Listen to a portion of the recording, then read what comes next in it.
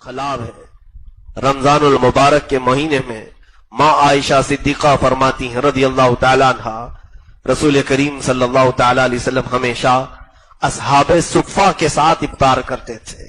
असहाबे सुफ़ा कौन है जानते हैं आप? ये 70 सहाबा जो घर सब छोड़ करके आ गए थे मेरे आका की बारगाह में।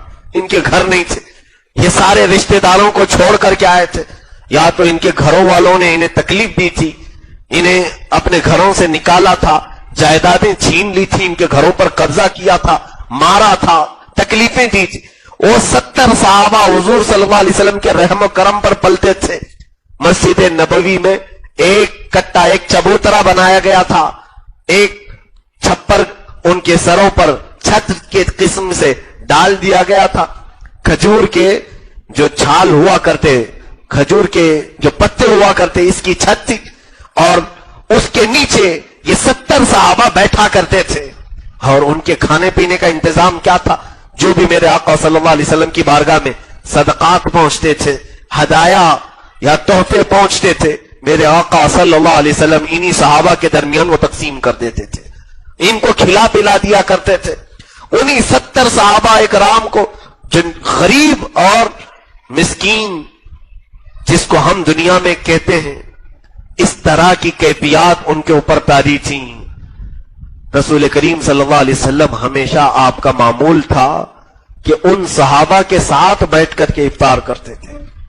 कहीं उनके जहन में यह बात ना आए कि अल्लाह के नबी सल्लल्लाहु ताला अलैहि वसल्लम आपके लिए पूरी दुनिया बिछा दी गई है, आप अपने साथ अच्छी अच्छी चीजें खा रहे होंगे और हम गरीब सहाबा जो बच जाता है वो खा लेते होंगे। नहीं, रसूल करीम सल्लल्लाहु अलैहि वसल्लम अपने हुजरे से निकलकर उन सहाबा के दरमियान में बैठते थे, उनके साथ वही खाते थे जो सहाबा खा रहे हैं। बल्कि एक बर्तन में दूध अगर आता, अल्लाह के हबीब सल्लल्लाहु अलैहि वसल्लम सिर्फ उसको मुंह लगा करके दे देते, सारे 70 सहाबा उस एक प्याले से इफ्तार कर लेते थे। ये कैफियत इफ्तार की रमजानुल मुबारक में रसूल करीम सल्लल्लाहु अलैहि वसल्लम के साथ बैठे हुए सहाबा की थी। माँ आयशा सिद्दीक़ा रज़ियल्लाहु ताला अन्हा फरमाती, लेकिन इफ्तार अजान होने से पहले पहले बैठे किसके साथ हैं? असहाबे सुफ़ा के साथ, गरीब सहाबा के साथ। सारे गरीब सहाबा है, उसके बावजूद अजान होने से पहले एक बार और पूछ लेते थे कि आयशा बाहर देखो कोई है तो नहीं, कोई बाकी तो नहीं है जो दस्तरखान पर नहीं आया हो। माँ आयशा सिद्दीक़ा रज़ियल्लाहु ताला अन्हा की बयान करदा एक हदीस हमारी आंखों से आंसू लाती है। फरमाती हैं कि मैं हुजरे रसूल में खड़ी रहकर देखती थी ये इफ्तार का मंजर। अल्लाह अकबर, वो कैसा हसीन मंजर होता होगा जब इर्द गिर्द वो सितारे झुरमुट की तरह सहाबा बैठे हों और दरमियान में जगमगाता हुआ आफताब रिसालत बैठा हो। वो सहाबा हुजूर सल्लल्लाहु अलैहि वसल्लम के साथ इफ्तारी में मशगूल, अजान से चंद मिनट पहले मेरे आका सल्लल्लाहु अलैहि वसल्लम आयशा सिद्दीक़ा की तरफ मुखातब होकर के कहते हैं, हुमैरा, आयशा बाहर देखो कोई बैठा तो नहीं, कोई बाकी तो नहीं। रोजाना ड्यूटी थी, आज मैंने झांक करके देखा दूर जन्नतुल बकी के पास एक दरख्त के नीचे कोई मुसाफिर नजर आया। कोई मुसाफिर अपनी सवारी को बांध करके बैठा हुआ नजर आया।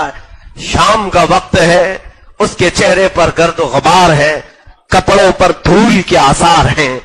अंदर से कहती, या रसूल अल्लाह सल्लल्लाहु अलैहि वसल्लम, कोई तो दूर बैठा हुआ दिख रहा है कौन ये पता नहीं है, मदीने का तो नहीं लगता, बाहर से आया हुआ दिखता है।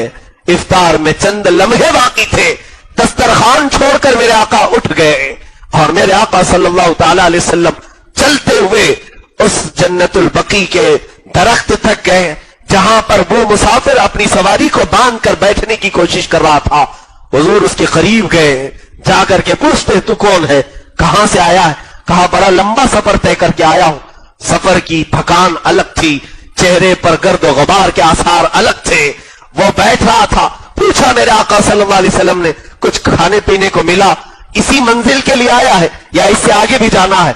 कहा, खाया पिया नहीं हो और मंजिल यही है, यहीं पर आया हो। मेरे आका सल्लल्लाहु ताला अलैहि वसल्लम उसका हाथ पकड़ करके کہتے چلو ہمارے دسترخوان پر ساتھ بیٹھ کر کے کچھ کھا پی لیا جائے. وہ ساتھ میں آیا. اللہ کے حبیب صلی اللہ علیہ وسلم اپنا پیالہ جو دودھ پی رہے تھے وہ اسے دے دیا اس مسافر کو. اس نے پیٹ بھر کر کے پی لیا. آج سارے صحابہ کھجور کی ایک گٹلی کو چوس کر سارے لوگوں نے افطار کر لیا. ایک کھجور پر ساروں کا افطار ہو گیا. اخیر میں وہ بندہ پوچھتا ہے میری منزل یہ تھی, میں ایک شخص کو تلاش کرتے آیا ہوں جس کا بڑا چرچا میں نے سنا ہے, اس کا نام محمد ہے, وہ یہاں کہاں رہتا ہے؟ صحابہ کی آنکھیں بھیگ گئی. کہا جس نے تجھے سیراب کیا وہی محمد تو ہے, جس نے تیرا ہاتھ پکڑ کر تجھے منزل تک لایا وہی محمد تو ہے. عزیزان گرامی وقار, یہ رمضان المبارک میں ہمارے ساتھ کیا ہوتا ہے؟ افطار کا وقت قریب ہو, ہمیں تو آس پاس والے نظر نہیں آتے. بھوک کی شدت میں لوگوں کے دماغ عرش پر ہوتے ہیں, آسمان پر ہوتے ہیں. جلال الگ ہوتا ہے, غصہ الگ ہوتا ہے. عزیزان گرامی, رمضان المبارک میں اس چیز کا بھی خیال کریں کہ پہلے میرے ہاتھ میں جو کھجور ہیں میں دوسرے کو دے دوں. میرے پاس اگر شربت کا گلاس آیا ہے پہلے میرے آس پاس بیٹھے ہوئے کو پلا دوں. اس کا ثواب آپ کو معلوم. میرے آقا صلی اللہ تعالی علیہ وسلم کی حدیث کریمہ سے یہ مفہوم وارد ہوتا ہے. فرمایا تم اکیلے ایک روزہ رکھ سکتے ہو لیکن ثواب 70 کا بھی حاصل کر سکتے ہو. پوچھا کیسے؟ کہا اگر تم نے اپنی کھجوروں سے دوسروں کو افطار کرایا ان کے روزے کے برابر بھی ثواب اللہ تمہیں عطا کرے گا. اس کا ثواب اس کے ساتھ ہے, اس کا روزہ جائے گا نہیں لیکن اس کے روزے کے برابر کا ثواب تجھے بھی دیا جائے گا. کیوں نہ ہم دوسروں کو بھی افطار کرائے, بلکہ یہاں سب صاحب استطاعت ہوں گے. غریب اور مسکین کو کھلانا ضروری نہیں, ہر ایک کو کوشش یہ کیا جائے میری کھجور سے وہ افطار کرے, اس کی کھجور سے میں افطار